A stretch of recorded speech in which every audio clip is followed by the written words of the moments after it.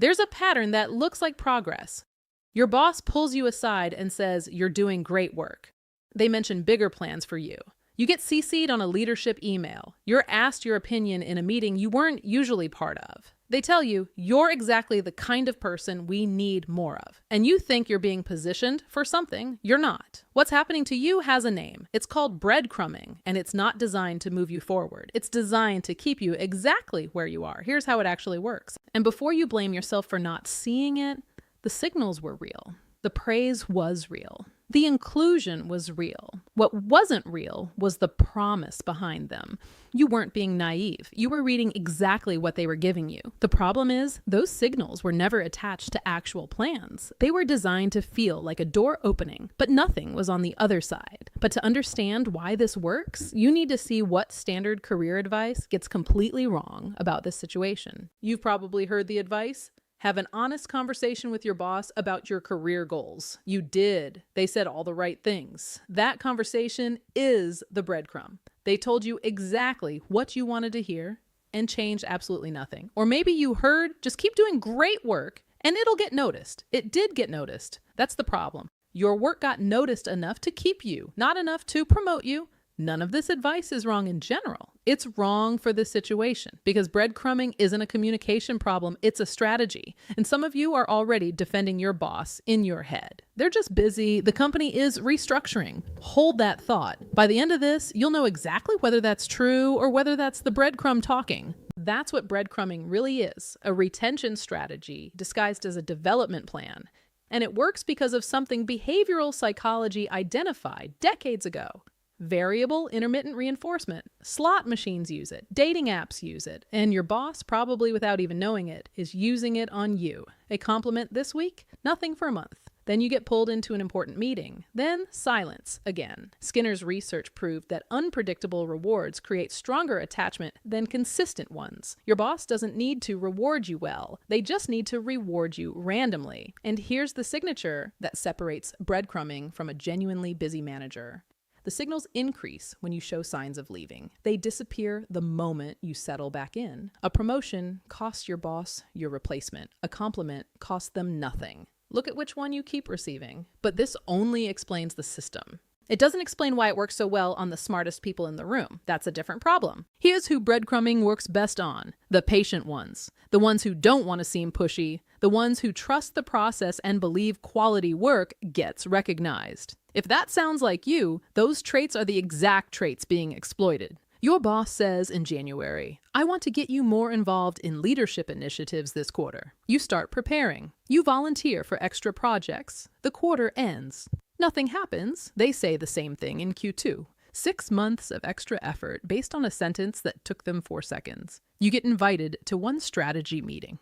Just once. 3 months later, you're still referencing that meeting in your head as proof you're being considered. One meeting bought them 3 months of your patience. You probably mentioned that meeting to a friend, described it like proof, like it meant something was happening. They tell you you're on the radar. A year passes, you're still on the radar. The radar doesn't have a destination. And maybe you're thinking, I'm genuinely not ready and my boss knows it. But a boss who's developing you can describe exactly what ready looks like. If the goalpost has a definition, it's development. If it moves every time you get close, it's breadcrumbing. There are 2 things this costs you. The first is obvious. The second is the one that actually breaks people. Now, this is where most people click away because this next part isn't about your boss. It's about you. You're not just being breadcrumbed. You're accepting the breadcrumbs. 2 employees get told the same thing. We're thinking about promoting you. Employee A says thank you, waits, goes home that night and mentally rehearses the promotion conversation, checks in politely every few months, gets the same answer in different words, stays another 18 months. Employee B hears the same line and responds in the same conversation. I appreciate that. What specifically needs to happen and by when? Employee B was promoted within 6 months. Employee A is still waiting. And if you're honest with yourself, you already know which one you are. Your silence isn't professionalism, it's a subsidy. You're funding your boss's laziness with your patience. Remember the slot machine. You keep pulling the lever because the last compliment felt close to a jackpot. But slot machines aren't designed to pay out. They're designed to keep you playing. But there's a cost to this that goes deeper than wasted time. And this is the part most people only realize after it's too late. The first cost is time. Someone stays 3 extra years waiting for the director role their boss kept hinting at. When they finally leave, they realize they weren't growing. The second cost is confidence. After enough breadcrumbs, you stop thinking, why haven't they promoted me? And start thinking, maybe I'm not ready. You won't feel it happening. But it changes every decision you make. And the third cost is the one nobody sees coming. You become someone who checks with other people before trusting their own judgment. Not because you lost your skills, because someone trained you to doubt them. Well, I came across someone who was breadcrumbed at a mid-sized tech company for 4 years. When they finally interviewed elsewhere, they lowballed themselves in salary negotiations by 40%. 4 years of almost promotions had trained them to believe they were worth less than they were. Breadcrumbing didn't just waste their time, it repriced their self-worth. And if you're honest right now, you've already started thinking, maybe next quarter instead of why not this quarter? That's not patience. That's the breadcrumbing working. There's a specific way to know tonight whether what your boss is doing is development or breadcrumbing. It comes down to 3 things. Here's the test. 3 markers. If all 3 hit, you have your answer.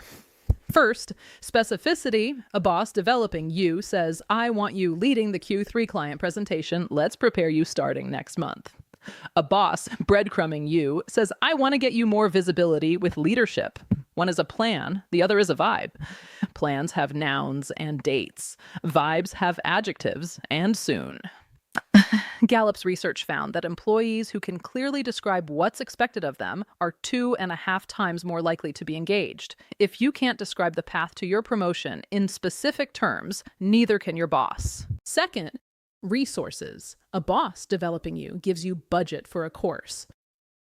An introduction to a senior leader, cover when you fail at something new. A boss breadcrumbing you gives you compliments. Development costs something. Breadcrumbing is free. Look at what your boss is actually spending on your growth. Third, timeline. A boss developing you ties promises to dates. By end of Q2, we'll evaluate. A boss breadcrumbing you says when the time is right. When things settle down, soon. If every promise about your future lives in the future tense, it doesn't exist. The future tense is where breadcrumbs go to die. If you failed all 3, what you have isn't a development plan. It's a retention strategy, and you're the one being retained. You've known for a while. You just didn't have the language for it until now. So now you know the pattern. The question is what you do about it. And this is where most people make one final mistake. Here's what you do. Not someday, this week. First, force specificity. Next time your boss makes any vague promise about your future, respond in the same conversation. I appreciate that. Can you help me understand what specifically needs to happen, and by when, for that to become real? This one sentence changes everything. A boss who's genuine will welcome the question. A boss who's breadcrumbing will get uncomfortable. Both reactions are information. Second, create an external benchmark. Start interviewing, not to leave, to remember you have options. Breadcrumbing works because it makes you forget the outside world exists. One recruiter conversation, one salary comparison, and the spell starts breaking. A person with options carries themselves differently. Your boss will notice even if you never say a word. Something changes inside you the moment you realize someone else would pay more for what your boss gets at a discount. Third, document the pattern. Every promise, every vague mention of your future. Write it down with the date. After 3 months, read it back to yourself. If it reads like the same paragraph repeated with different words, the pattern becomes undeniable, even to you. And some of you are thinking that asking for specifics will make you look pushy. Consider this. The person who got the promotion you were promised, do you think they waited quietly? Breadcrumbing works in the moment. It falls apart on paper. Start writing. Here's the last thing. Most people aren't held back by terrible bosses. They're held back by adequate bosses who need them exactly where they are. Breadcrumbing isn't cruelty, it's convenience. You're productive, you're hopeful, you're stationary. That's the perfect employee for a boss who doesn't want to do the work of developing you. And the part that should make you angry, your boss might not even know they're doing it. Breadcrumbing is often unconscious. They're not scheming. They're just not prioritizing your growth because keeping you where you are is easier. And that's worse than malice because you can't confront something that isn't intentional. You can only decide you're done waiting for it to become intentional. You walked in thinking those signals meant something. The seaside email, The praise in the meeting. The "we should talk about your path." Now you know what they meant. You're valuable exactly where you are. And nobody was planning to move you. Your boss doesn't need you to fail. They need you to almost succeed permanently. That's not development. That's inventory management. And you are not inventory. The slot machine doesn't stop when you win. It stops when you walk away.